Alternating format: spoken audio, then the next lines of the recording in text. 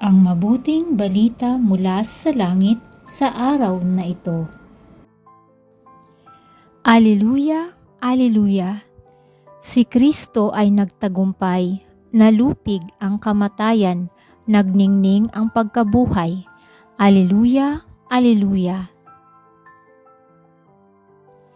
Ang mabuting balita ng Panginoon ayon kay San Marcos.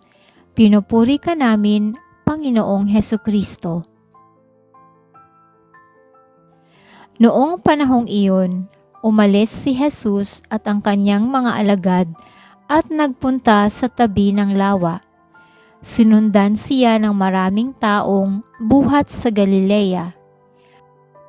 Nagdatingan din naman ang napakaraming tao mula sa Judea, sa Jerusalem, sa Idumea, sa ibayo ng Jordan at sa palibot ng Tiro at Sidon nang mabalitaan nila ang lahat ng ginawa ni Jesus.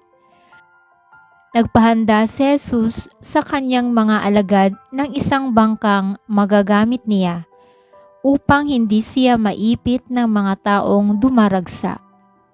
Marami na siyang pinagaling, kaya't pinagdumugan siya ng lahat ng may sakit upang mahipo man lamang nila.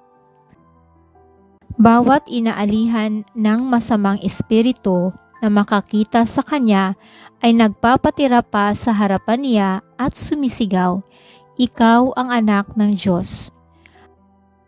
At mahigpit silang pinagbawalan ni Jesus. Ayaw niyang ipasabi kung sino siya. Ito ang mabuting balita ng ating kaligtasan. Papuri sa Diyos.